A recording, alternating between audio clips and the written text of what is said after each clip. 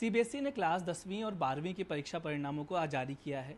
जिस तरीके से ऑपरेशन सिंदूर में देश की बेटियों ने पूरे ऑपरेशन को लीड किया, उसी तरीके से 12वीं की और 10वीं की परीक्षा में देश की बेटियों ने नाम रोशन किया है। मेरे साथ इस वक्त दिल्ली की टॉप पर नायशा है बात करने के लिए। नायशा को 99.75% मिला है और 3 सब्जेक्ट में वो 100 मार्क्स लेके आई हैं। नायशा, पहले तो बहुत बहुत कॉन्ग्रेचुलेशंस। पहला सवाल ये कि क्या आपको एक्सपेक्टेड था कि आप इतना अच्छा लेके आने वाली मार्क्स, कैसा फील हो रहा है जब आपको रिजल्ट पता चला कि आपने टॉप किया है? I think I did expect that I'll get good marks, but this was really a surprise, and I'm really happy and I'm really, excited to see these marks. When I first saw them, they just shocked me, actually, surprised me, actually. So I'm genuinely very happy. दूसरा, क्योंकि बहुत सारे बच्चे जो आपको देखेंगे आपकी इस वीडियो को, क्या स्ट्रेटजीज़ रहती हैं जब आप पढ़ती हैं, खासकर जब आपको पता है कि आपको 499 या टॉप करना है, तो क्या आपने स्ट्रेटजीज़ ली ताकि जो बच्चे इसको देखें आगे चल के, जो 10th में 11th में हैं, वो क्या फॉलो कर सकें? I think first of all you need to attend all the classes and pay attention in the classes, because that is the primary source of your information.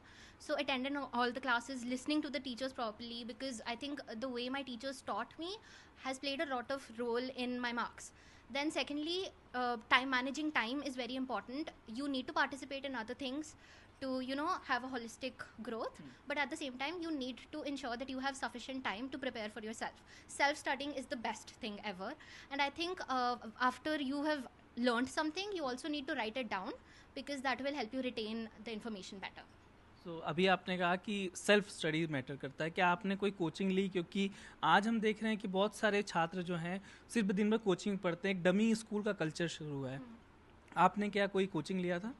No, I did not take coaching for my entire life, and I think that when you are going to coaching, a lot of your time goes there, and it takes away from the time that you can spend on yourself while studying.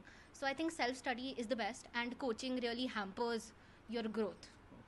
तो अभी क्या करना है आपको? Future क्या है आपका? क्या एम है कि आगे चल के क्या करना है और कहाँ पढ़ाई करनी है वो आपको? I am actually applying for LSR in DU, and I want to pursue psychology honors from LSR. तो आगे क्या करना है आपको साइकोलॉजी के बाद? क्या एमए भी करना है, मास्टर्स, विदेश जाना है? क्योंकि आजकल सबसे ज़्यादा बच्चों की चाहत होती है कि वो फॉरेन जाना चाहते हैं। आपकी क्या चाहत है? I want to pursue MA. I am not really sure whether I want to stay in India or pursue it from abroad. I think I'll figure that out, after BA. आपके पास इतने अच्छे मार्क्स आए हैं, लेकिन अभी भी हमने देखा है कि अब जब कॉम्पिटिटिव एग्ज़ाम्स हो गई हैं, क्योंकि 12th और 10th के मार्क्स के बेसिस पे आपको एडमिशन नहीं मिलता, अब आपको कॉम्पिटिटिव एग्ज़ाम्स भी देना है। क्या आपको लगता है वो उस कॉम्पिटिटिव एग्ज़ाम के कारण जो 12th के मार्क्स थे उसका थोड़ा सा इंपॉर्टेंस कम हो गया है, या अभी भी उतना इंपॉर्टेंस है? I think students themselves sometimes feel that while they're studying for boards, it might not be as useful, but personally, once you are studying for boards, that is basically the base of all the other syllabus and stuff. So you need to focus on boards, and I think all of the other things will fall into place if you make sure that your basics are strong. So boards are important for that. आपके parents भी साथ में ही हैं, आप दोनों teacher हैं by the way, तो दर्शकों को ये पता चले कि टीचर्स हैं इसलिए बेटी ने इतना अच्छा पढ़ाई की, ये बोल सकते हैं या कुछ और कारण है? No, I think she has done it all by herself. Whatever support she needed, we have given, but not in terms of studies or something. She has done all by herself.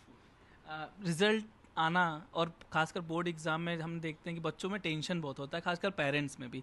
क्या आप लोगों के साथ भी था कि board exam है, थोड़ा टेंशन है, क्योंकि आप पढ़ा भी रहे थे उस समय भी, कोई एक प्रेशर होता है जो आप अपने बच्चों को दे रहे थे, या आपको फील करते हैं कि पेरेंट्स अपने बच्चों को ज़्यादातर प्रेशर देते हैं और कई बार वो अननेसेसरी होता है? Yes, it happens because we are both teachers, so we see that parents are also tense. But fortunately, it was not the case with us. She was also studying very hard, but there was no pressure from our side, and I also did not see any pressure that she was facing.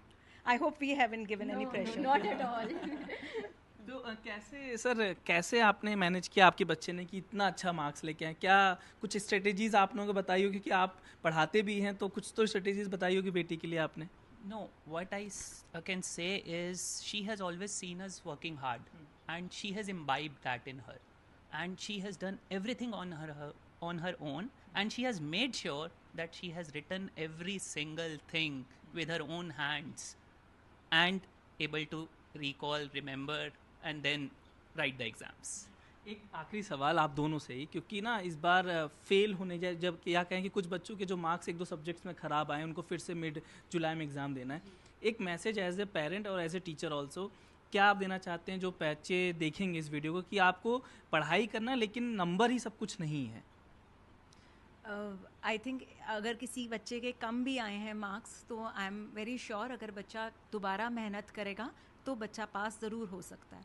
पूरा syllabus ना करके अगर कुछ chapters को ही अच्छे से बार बार किया जाए तब भी पास हुआ जा सकता है. सर आपका एक आखिरी मैसेज बच्चों के? मैं तो यही कहना चाहूँगा, पहले वो 5 या 6 सब्जेक्ट पढ़ रहे थे, अब शायद एक ही सब्जेक्ट पढ़ना है 12th के लिए, तो I am sure they will be able to do it. Just have a believe in there. Thank you so much. Thank you.